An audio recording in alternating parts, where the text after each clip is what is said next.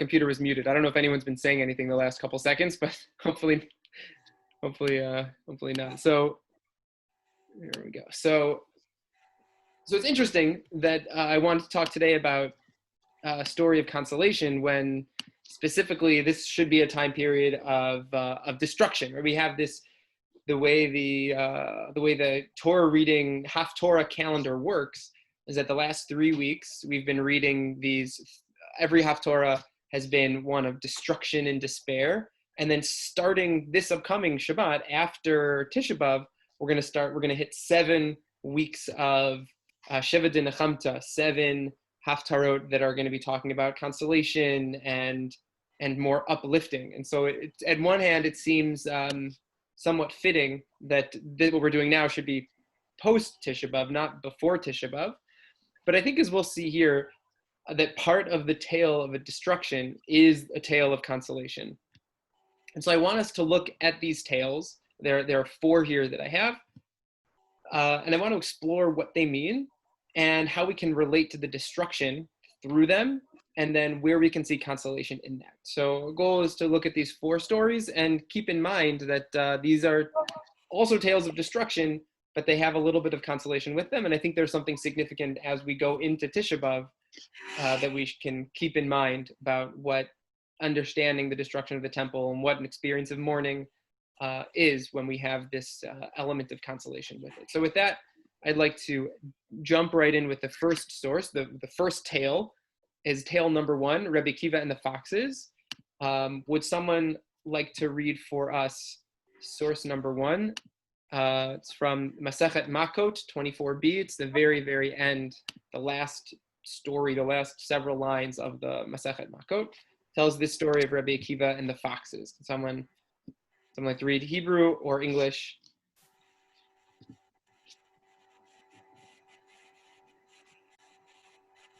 I'll do it. Thanks, Mark Safer. The Gemara relates another incident involving those sages.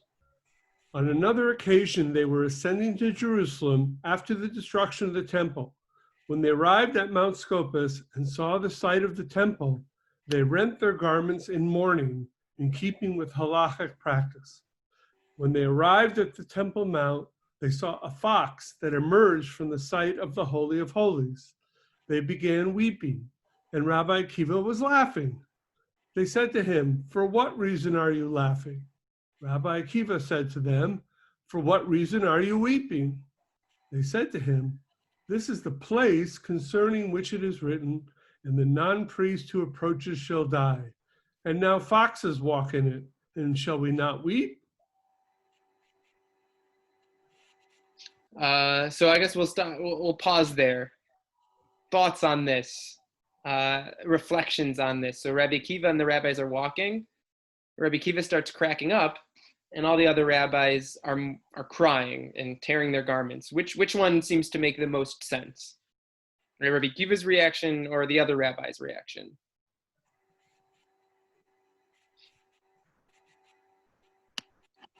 The other rabbis.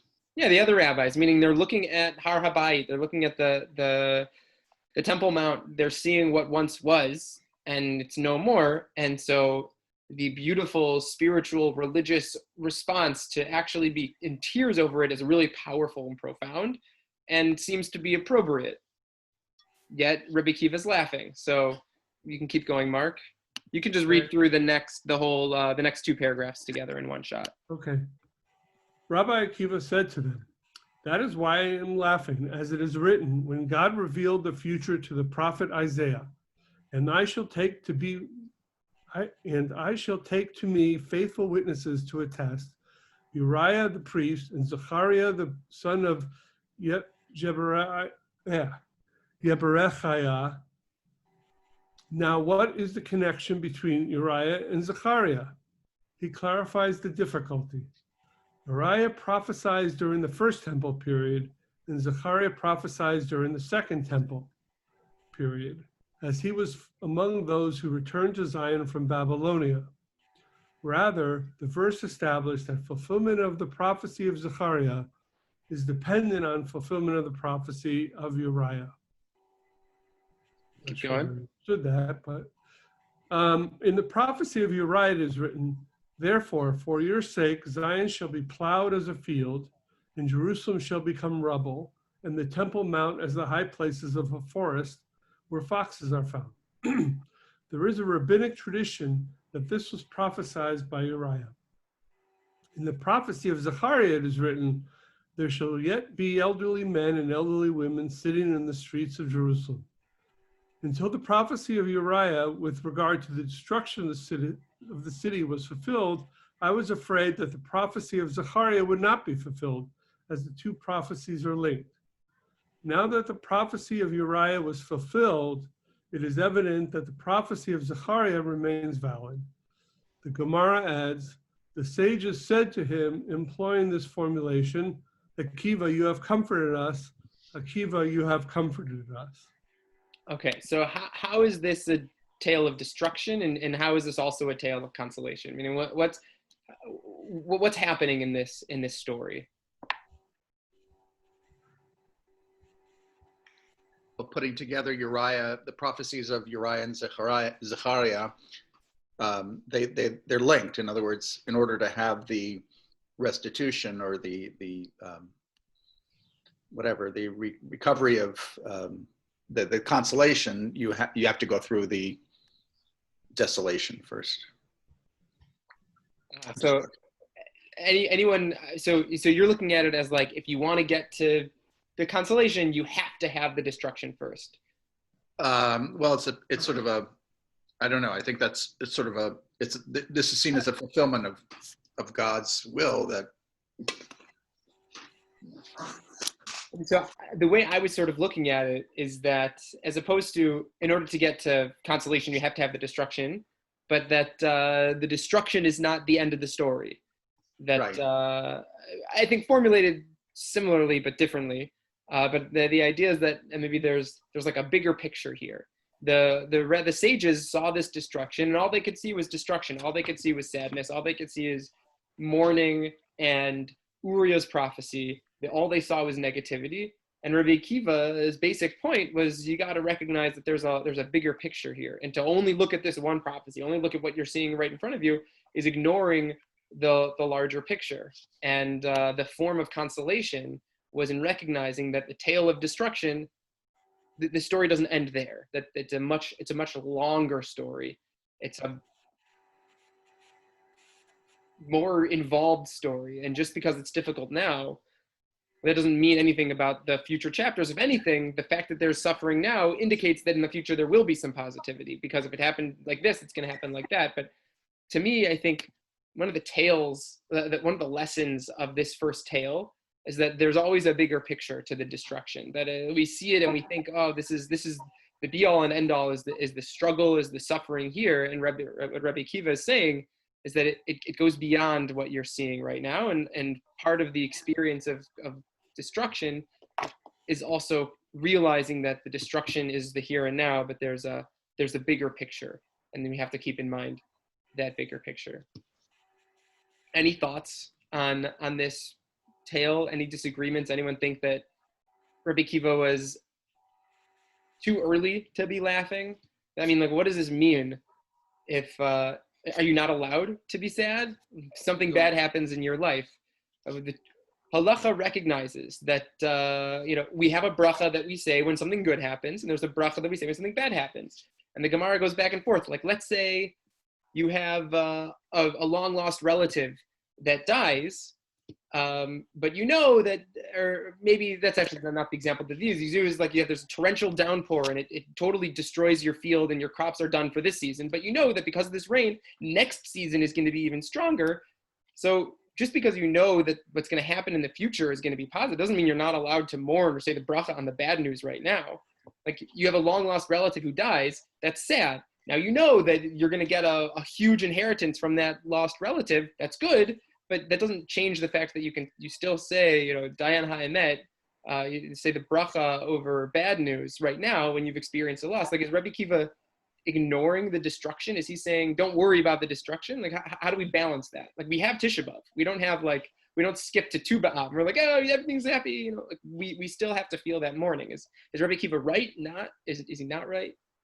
It seems Pollyanna-ish trying to put a good spin on something that's terrible. And the fact is, it took 1800 years until the restoration of sovereignty in Israel. So that's a pretty long time to wait. And to just say, oh, well, I'm laughing because that's a long period of Jewish history. I think it's, sorry, go ahead. I was just going to say, I think it's hopeful. You know, I don't think he could see the hope until he saw fulfillment of the first prophecy. And once he saw fulfillment of the first prophecy, he could now look to the second prophecy and see some hope. So I think that's kind of reasonable. But on the other hand, I've always argued against people who say, oh, for everything there's a reason and, you know, bigger plan that we can't see. And that just never was helpful. I think it's interesting though what you're pointing out. Sorry, what's that, Michael? Everything does happen for a reason, but often a terrible reason. Well, I think Lisa, what you're observing there about Rabbi Akiva is that it's worth noting that he didn't laugh when he saw it.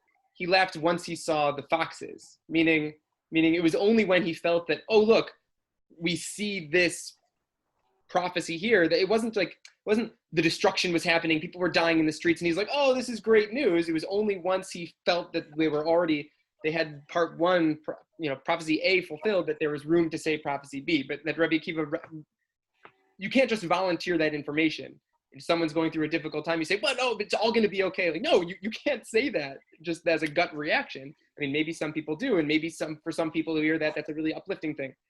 I think for many, maybe most people, when they're in a point of grief and someone says, oh, don't worry, everything's going to be okay, this is all for a positive reason, not just a terrible reason, that is very, very hard. So Rabbi Akiva waited. He didn't make this comment initially. It was only after we saw prophecy A that he felt. So that's interesting that you're pointing out that he said that only after prophecy A was fulfilled.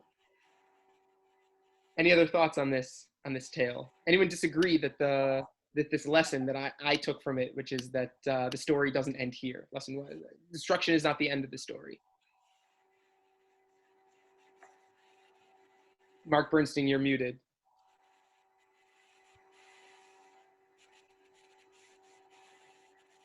You're not muted, but we still can't hear you. So I don't know. Unless I can't hear you. I don't know if anyone else can hear you. We can't hear him. Okay. Can't read lips. How's your sign language? Something happened with your mic. Yeah. You can type it if you want. You can type it to everyone. And Okay. Now we hear you. You do hear me now? Oh, now yeah. Turn the volume up a little bit. Do anything, just okay. I was just going to say that, as you said, you pointed out, he didn't start laughing until he saw the fox emerging from the Holy of Holies. The foxes. It would have been nice if there were a proof text that said, foxes will emerge from the Holy of Holies, and then at some point the temple will be restored. But he doesn't. It seems like there's a missing text there. I mean, that there isn't, because I doubt there's such a text, but why would he laugh specifically when he saw the fox emerging from the Holy of Holies? And then they say to him, what reason are you, they said to him, this is the place concerning which it is written, and the non-priest who approaches shall die, and now foxes walk in, and shall we not weep? And his response doesn't seem to have anything to do with that. That is why I'm laughing, as written, I will take the faithful messenger, It doesn't seem to follow. In other words, it doesn't seem to be a strong counter text. Right, like the Steinsaltz here, I'd have to check to see where Steinsaltz is getting it from, but it doesn't even, the proof text doesn't even, it's just, it'll be the Temple Mount as the high places of a forest, and then Steinsaltz says, oh, and in a forest is where foxes are, meaning it's not even direct. It's like, well, there's a forest, and we know foxes are in forests, so is Rabbi Akiva just sort of like, is he forcing it a little bit? It's not, is it really a genuine connection, or is he just sort of forcing it? And that's enough to force it in, is enough to console the people. I just wanted to add, I'd forgotten my earlier comment is that, between the destruction of the first temple and the construction of the second temple, was 60 years. That's a reasonable time to wait, but 1800 years is a little different. Right. So it's interesting about how long one should wait, which I think will lead us right into tale number 2. the Arab and the ox from the Yerushalmi Brachot. Mark Bernstein, since you raised that question, can you read for us source number 2? Can you still hear me? I'm sorry? Can you still hear me? Yes. Okay, good. Source number 2, Rabbi Yudan. Yep. Rabbi Yudan, the son of Rabbi Ibo. Sorry, I had little autocorrect lines underneath, so it's hard. Yeah, sorry. Rabbi Yudan, the son of Rabbi Ibo, said, once there was a Jew who was plowing. His ox called out. There was an Arab passing by who heard, and he said, Jew, Jew, untie your ox and let go of the plow. Your temple has been destroyed. The ox called out again, and the Arab said, Jew, Jew, tie up your ox and plow. The King Messiah has been born. Right, so I guess he's living at the time of the destruction of the Beit HaMikdash. He's not there. How the Arab would know from, I don't know what the right verb is. So I used what I called out. I don't know what the right verb is for when an ox makes a noise, but I think that's what it is. Bellow, I think, is what Jastrow translated ga'at in the Hebrew or the Aramaic, but it seemed like a funny word. So L-O-W, isn't it? I think too. To low. Could be. Okay, so whatever. The ox makes this noise. The Arab says, Jew, Jew, your temple's been destroyed. There's no point in you plowing anything. Like the world, I guess, like everything's over. There's no point. And then it bellows again. It lows again. And now the Arab says, nope, but the Messiah has been born, so get back to work. In very short interval of time. Let's keep going, and then we'll come back and talk about that. He asked him, what is his name? He said, Menachem. What is his father's name? Chizkiah. Where is he from? From the royal capital of Beit Lechem in Judah. He sold his ox and plow and worked as a seller selling children's clothing. He eventually made his way to that city. Keep going. Yeah. All the women would buy from him except the mother of Menachem. He heard the women saying, Menachem's mother, come and buy for your child. She said, I want to strangle my child, literally the enemies of Israel, for on the day he was born, the temple was destroyed. He said to her, we trust that at the time it was destroyed, it will also be rebuilt. She said to him, I don't have any money. He said to her, no matter, buy for him now and I will return later and you will pay then. Eventually he returned to the city. He said to her, what is the child up to? She says, from the time that I saw you, winds and storms came and took him from my hands. All right.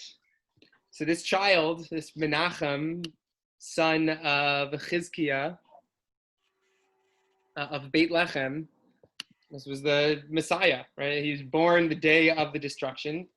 Mother was so distraught over the destruction of the temple that she couldn't bring herself to really love, really care for her son.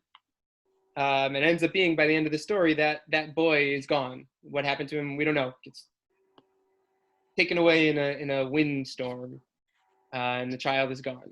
And presumably we're still waiting right now for that child to return. So what are your thoughts on this story? On the farmer's reaction, the Arabs telling the farmer, untie your ox, let it go, and then, but tie it back up because the Messiah is here. And then this interaction between mom and this farmer turned peddler. What do we make of this story? Bizarre story.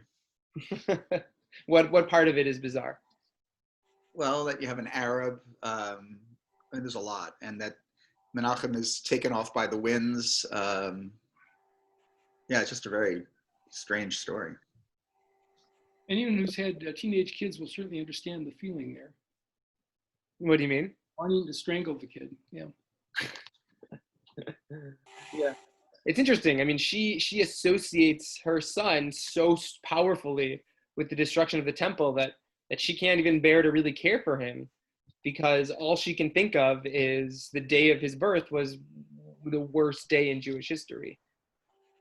She wants to kill him. Yeah, I mean, I don't know if that's literally or a figure of speech, but yeah, I mean, it's so unbearably, it's so unbearably painful, that pain of destruction, that she can't, see anything positive from it. So what's the relationship here between destruction and consolation?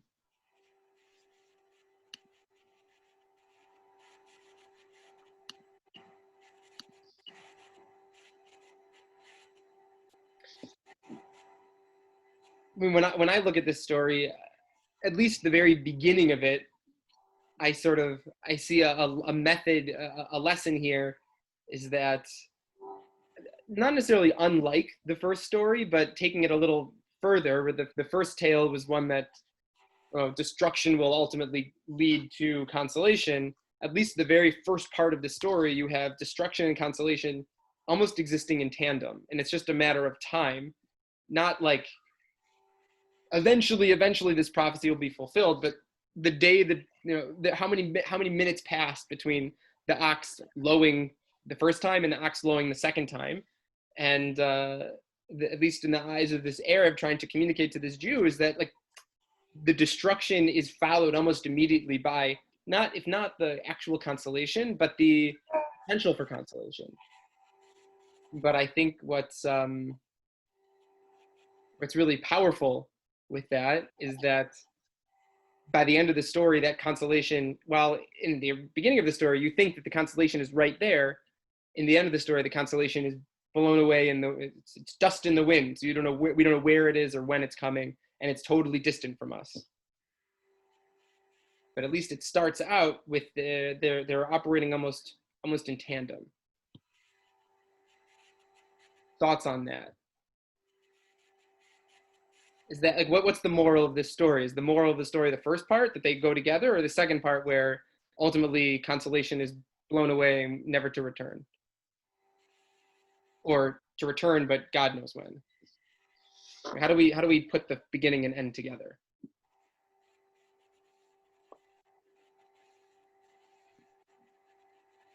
I mean, being that the temple was destroyed so long ago, seems like the end of the story is a metaphor for that, maybe there's hope and it's out there, but it's so long gone that we don't see it anymore.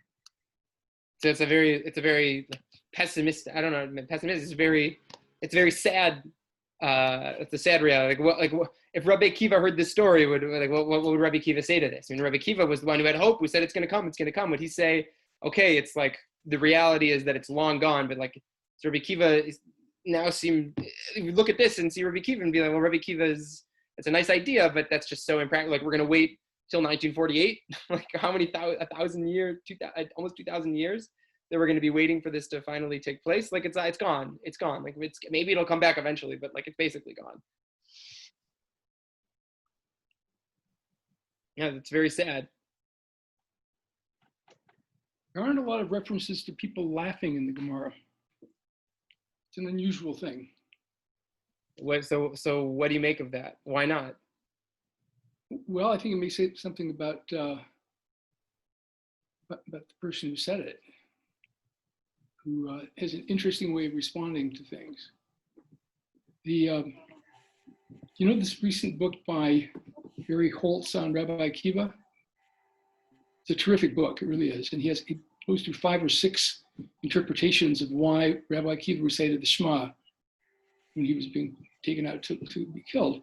But he doesn't cite the one that seems to me the most obvious, which is, it doesn't say that he was trying to think, what should I say? The text says, B'sha'a shehigiu at Rabbi Akiva l'haragat, the hour they took him out to be killed, Zman kriyat Shema, it happened to be time to say the Shema. It wasn't, what are my last words going to be? Even though that tradition has now been around for centuries, you won't have enough presence of mind to recite the Shema. No, he did what he would have done anytime. And that's what's so extraordinary about it. And I think he is extraordinary in ways like that. I mean, he's laughing. It's quite a response.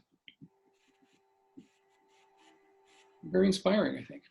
It's interesting also about I didn't think about this till you said not a lot of people laugh in the Talmud, but I think it's a passage in Masechet Brachot, said by Reish Lakish maybe, that he points out, we say in Shir HaMalot, Az yimales chok pinu, then at the time of the redemption our mouths will be filled with laughter. So I think Rabbi Akiva says until redemption it is forbidden for one to fill one's mouth completely with laughter.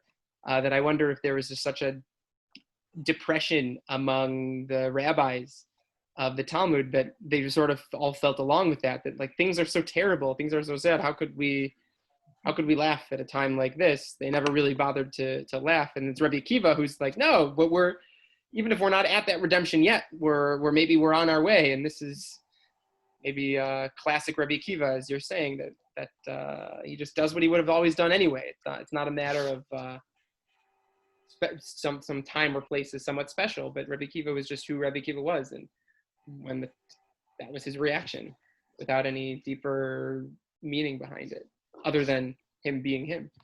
It's an interesting point. And the Kodesh Baruch Hu, how many times does Kodesh Baruch Hu laugh? I only know of one instance. Yeah, when is that? The whole issue about Achnai. Yeah, that's the time I was thinking also. Yeah, my children have conquered me. Yeah. And then someone asks Eliyahu, why did he say that? Well, he laughed. It's thank God. I mean, thank God he laughs once in a while. Yeah. That's interesting. It's probably a whole other topic about laughter in the Talmud, humor in the Talmud. I know I have a friend of mine who went through every Masechet in the Talmud and picked out at least one joke or style of joke in every Masechet. It was like a thing that he dedicated his several years to, finding jokes and different categories of jokes, slapstick humor and other things. Anyway, bathroom humor. Anyway, that's for another time. Maybe I'll see if I can get a copy of that. I'll do another series on laughter.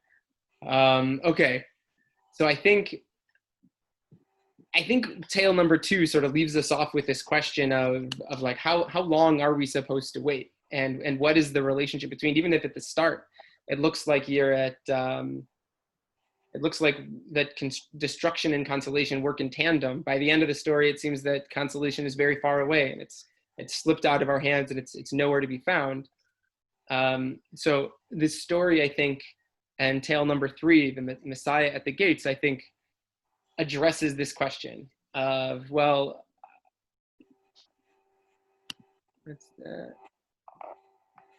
you mean Rabbi Yudin, destruction of the temple? For that, ignore it. Okay. Yeah, I don't know what that means, but okay. So Messiah at the gates, tale number 3, I think is going to give us maybe an answer to that question of like, well, how long are we supposed to wait? Can we ask, how long are we supposed to wait? Like if it was in our hands and now we lost it, so what does that mean? What are we supposed to do with that information? I think tale number 3, the Messiah at the gates, is going to maybe give us an answer to that question. Does someone want to read for us tale number 3, Messiah at the gates, from Masechet Sanhedrin 98a?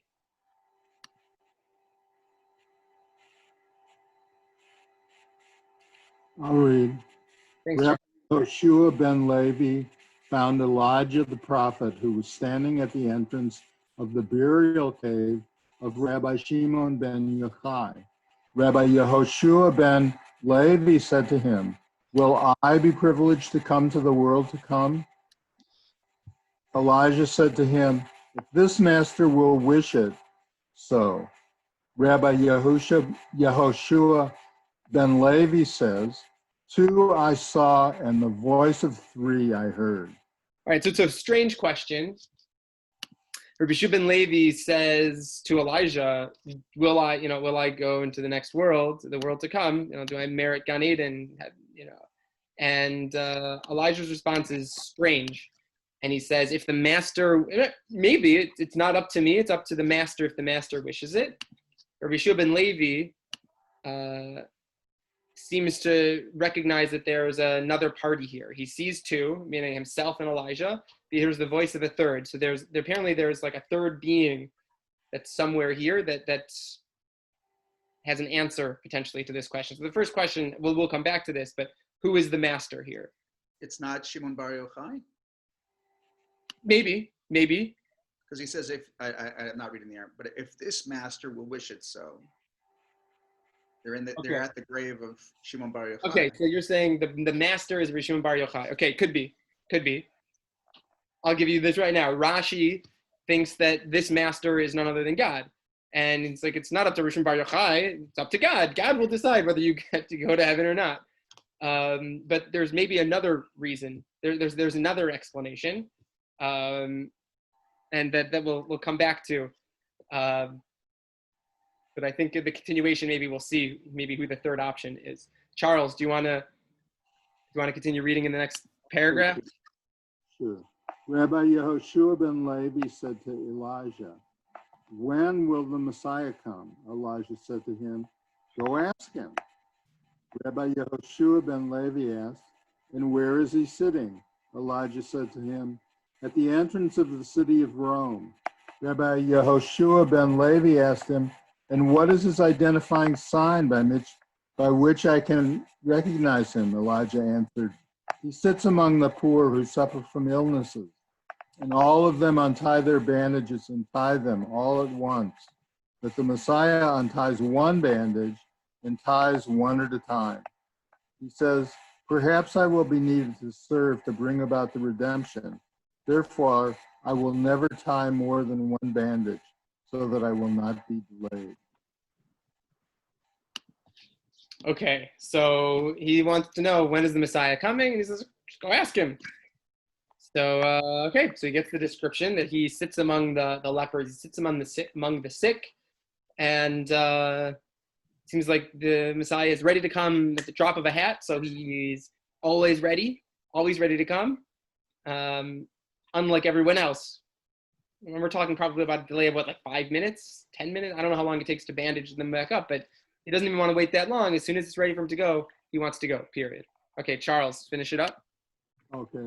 Rabbi Yehoshua ben Levi went to the Messiah. He said to the Messiah, "Greetings to you, my rabbi and my teacher." The Messiah said to him, "Greetings to you, Bar Levi." Rabbi Yehoshua ben Levi said to him, "When will the master come?" The Messiah said to him, "Today." Sometime later, Rabbi Yehoshua ben Levi came to Elijah. Elijah said to him, "What did the Messiah say to you?" He said to Elijah that the Messiah said, "Greetings to you, Bar Levi." Elijah said to him, "He thereby guaranteed that you and your father will enter the world to come, as he greeted you with shalom." Rabbi Yehoshua ben Levi said to Elijah, "The Messiah lied to me as he said to me, 'I am coming today,' and he did not come." Elijah said to him that this is what he said to you. He said that he will come today if you will listen to his voice. Okay. So given the play out of this narrative, going back to that first paragraph, who might Elijah have been referring to when he said, "If the master wills it"? Messiah. Yeah, it's interesting that it seems that it's up to the Messiah to make this determination. I mean, he says, when is it going to come? When am I going to be let in? And he says, if the master says it. So he says, okay, so where is the Messiah? Meaning, so where is he? I'll ask him. But then he goes to talk to the Messiah and he doesn't ask his question. In a roundabout way, apparently, he gets his answer. Elijah says, oh, you got your answer. But he asks a different question to the Messiah. So when are you coming? And he gets an answer. He gets a very clear answer today. And that answer doesn't seem to be, I'm not going to say it's not true. It's just not, fully true. Meaning there's more to the answer that Rabbi Yehoshua ben Levi didn't bother to listen to. And so what is this story telling us? What do we make of the question, the lack of answer, and then the question of when am I going to get into Gan Eden, the lack of answer, and then the roundabout answer, and then the non-answer to the Messiah question? And any thoughts on this? I'll phrase the question like this: what does this story say about? What do you think? If this story is about anticipating the coming of the Messiah, or maybe even whether it's a worthwhile question to ask when the Messiah is coming, what's the answer to that question? Is that a full-hearted yes, ask away, or No, it's a pointless question. And what do we take from this story? That's interesting. I mean, the end of the story makes it sound like it's in our hands in a way. You know, the Messiah will come today if you will listen to his voice. And I looked at the his and I'm wondering, you know, there's no capital there. So, you know, whose voice? Is it the Messiah's voice? Is it Elijah's voice? Is it God's voice? Whose voice are we supposed to listen to? It's a question, but it does make it seem like the Messiah could come today if we all did what we're supposed to do. Right. So is it a helpful question to ask? When is the Messiah coming? According to the conclusion of this story, is it worthwhile to spend our time trying to figure out when is the Messiah coming? No, just act the way you're supposed to, and it'll take care of itself. Yeah, and I think that there's I agree. Any other thoughts on this? I think that idea comes out also in the series of questions. I mean, the question that he asks even is he asked a very straightforward question of Elijah: will I be entered into? Will I get there? And Elijah doesn't really give him an answer. And the only time he gets an answer is once he stopped worrying about it and asked a different question. Then he got the answer to his initial question, but it wasn't even straightforward. And I wonder if part of what's happening here is that it doesn't matter. Like, it's not the question to ask isn't will I be like will I get in there? Will I get into Gan Eden?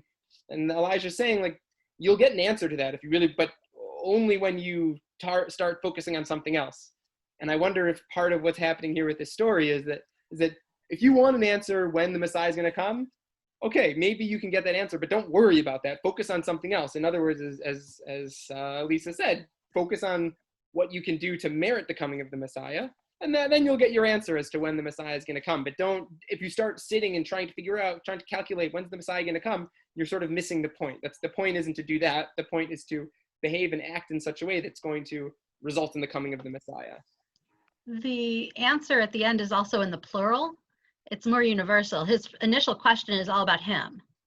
And the ending is Tishma'u. You know, it's in the plural. You all have to do your part.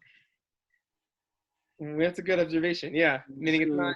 Ishmael. What's that, Charles? You sure that's not O, not U? The Tishma'u. No, I think it's the second person plural. Tishma'u. Yeah, Mark Bernstein, were you going to say something? No, sorry. Oh, no, it's okay. It's okay. So I think maybe one of the lessons from this tale of consolation is that when approaching the destruction and trying to figure out, so when's the case? Like, when's the end? When are we going to resolve this? The sort of the lesson here is the question isn't to ask when. You're not going to get an answer that's going to be meaningful or useful with that. The question to ask is, what can I do to merit the end, to merit the Messiah coming? But the simple question of, so when am I going to feel when am I going to have this positive messianic era? Don't bother yourself with that question. It's not a fruitful question. The fruitful question is, what can we do? What can we do? Nicely observed. What can we do collectively to bring it about, as opposed to, you know, what time am I waiting for that it's going to come? Any thoughts on this tale before we go to the last tale, which is not Talmudic at all, but it's an article that I read the beginning, I think it was actually last month that I read it. But any thoughts on this last Talmudic story before going to fast forwarding 2,000 years or so?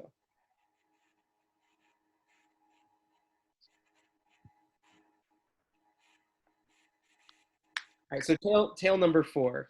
This is an article published in Mishpacha magazine. Mishpacha magazine is a fairly like right-wing yeshivish publication. Rabbi Aaron Lopiansky is the Rosh Yeshiva, Rosh Kollel of a Kollel in Greater Washington. He's probably someone who would not typically come to visit the AAOM. His world is a different world than the modern Orthodox world. But someone sent me this article, and I thought it was actually a really, really profound idea. So I want to take a look at this. It's, as I said, the title is "Sometimes Mashiach is Not the Solution." Someone want to read? It's all in English. Someone want to read for us this last tale, which is actually two stories together. This destruction consolation. What he's talking about is written during coronavirus.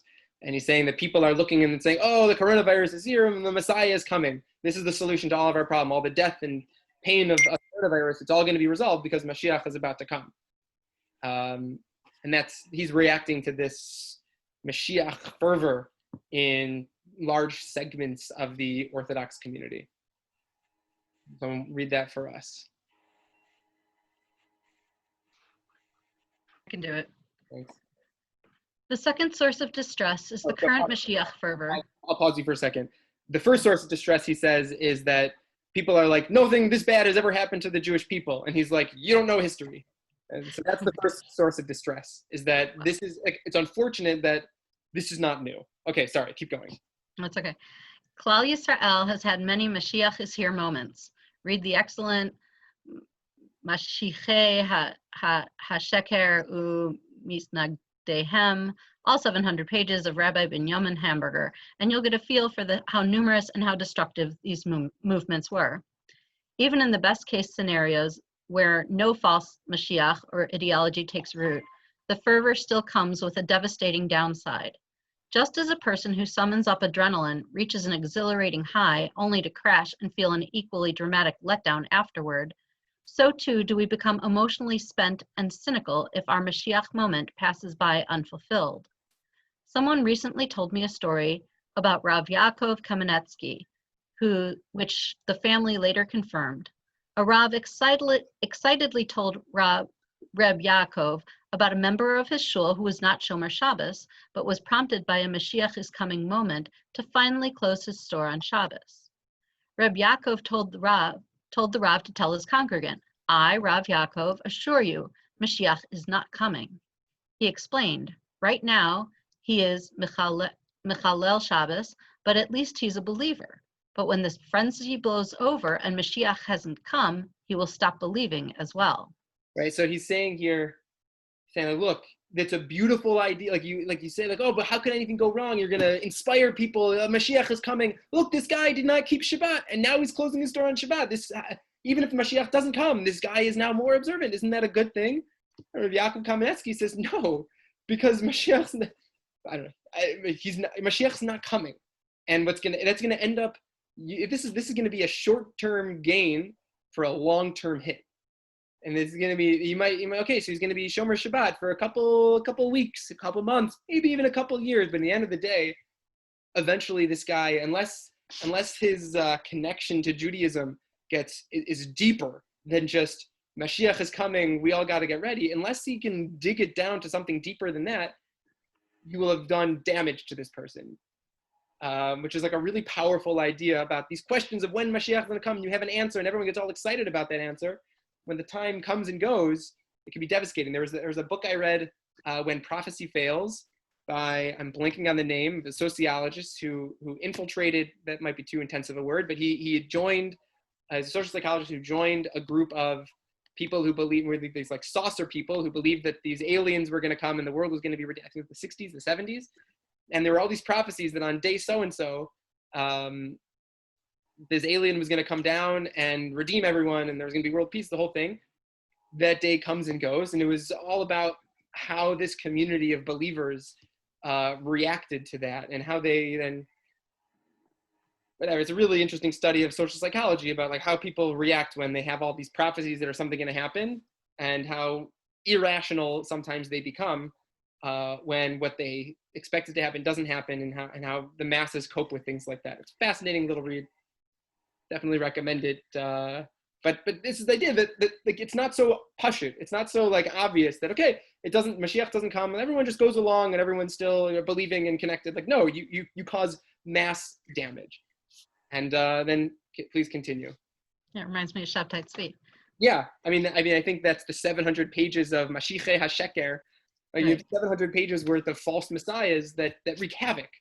You don't look at Shabtai Tzvi and say like, yeah, that was like a weird thing, but like everything, Judaism totally was fine, and like no one, like there was no, they were like long-standing.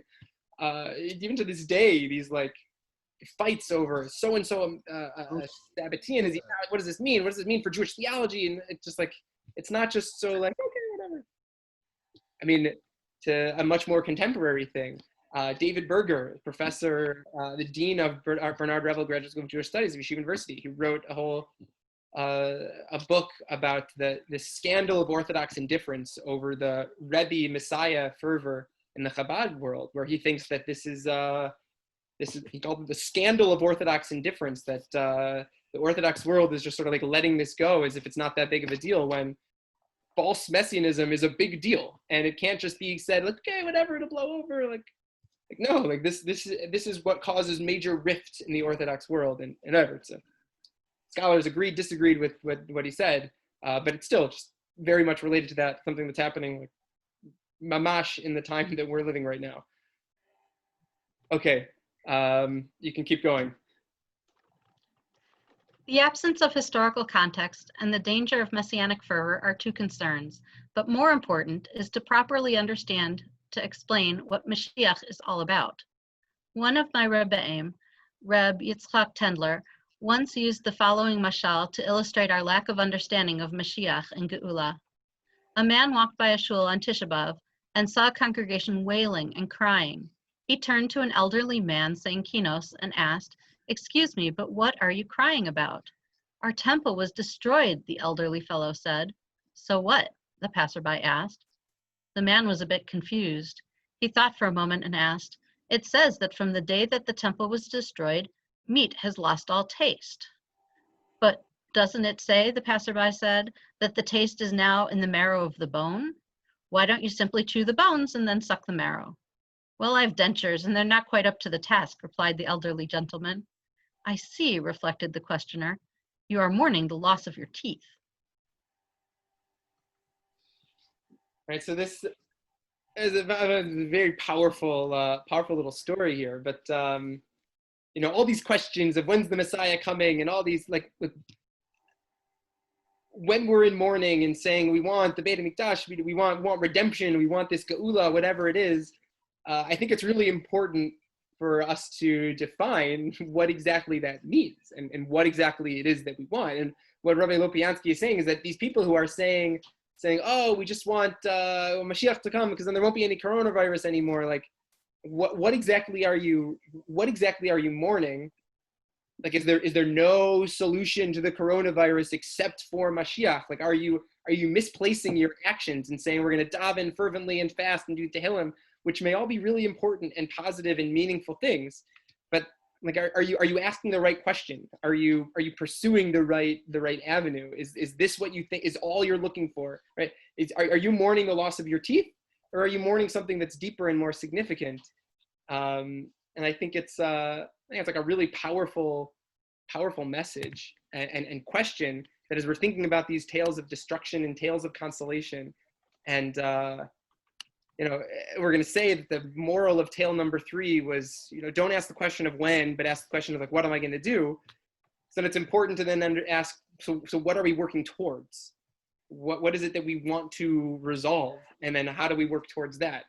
What is the purpose of the Geula? Is Geula to have some sort of like sublime moment of peace and tranquility and knowledge of God? And we could spend a lifetime studying what exactly Mashiach is going to bring. But it's important to at least ask that question and to then figure out, how am I going to work towards that as the end, instead of just having these like bland general things. Oh, we're mourning, we're sad because we don't have the Mashiach. We want Mashiach to come, without any clarity as to what that is that we're waiting for, yearning for, and then how to act so that it actually comes to pass. And I think that's, if there's one story to really like connect to on this Tisha B'Av, is we're thinking about these tales of destruction and then these tales of consolation, which are saying that destruction and consolation sort of linked in some way, is to really understand what it is that we're trying to work towards, what it is that the destruction would cause the destruction, what it is that we're trying to rectify in order to bring that consolation, and to work towards that instead of this generic, bland Messiah. It's not so easy. And I think your average person on Tisha B'Av is going to be basically, to some degree, like this elderly gentleman who ultimately is mourning the loss of his teeth. But it's something that I think is worthwhile for us to think about tomorrow night and on Thursday, when we're experiencing this period of of destruction and contemplating what it is to be working towards consolation, to have that idea clear, and it's not just destruction and consolation, but destruction because of what, and consolation that will come about because of what. And I think that's ultimately the thing that we're shooting for and striving for this Tisha B'Av. Small things I can just attach. I think first, Yasher Koach, this was really wonderful. One is that about 50 years ago at the Weizmann Institute, they did a study of Eicha. The question was the order of the chapters. Are they actually in the right order? And what they studied was language sophistication. And there's progress actually in Israel bills about that. Poetic content. But that's not our subject today. In your introduction, Rabbi Sharon, I want to thank also Beth Broadway for behind the scenes moderating this, and there's so much going on. Yeah. Chat. Thank you so much. All right, yeah, Michael, sorry, you're going? It's okay, it happens to me 3 times a I day. also want to warn people that occasionally Anyway, they did a rather thorough study, and they found that at the beginning of Eicha, the language is very unsophisticated. And it's the kind of language you would use if you had just recently suffered in this way. You're sort of grunting, right? But as you go along, the further away from the source of the story, it becomes more poetic. You have a lot of time, then you can reflect on it in a more poetic way and understand it differently. The other is just a very old Jewish joke about these two Jews are talking. One says, you know what happens when the Mashiach comes? He says, no, you don't know. You don't know. I'll tell you what happens. All the Jews who ever lived come up, go back to life, they all roll to Eretz Yisrael. Spirit says, oh, Gavalt, millions of people that'll sink into the Mediterranean. He says, don't worry, the Kadosh Baruch Hu, he saved us from Pharaoh, he saved us from Haman, he'll save us from the Mashiach.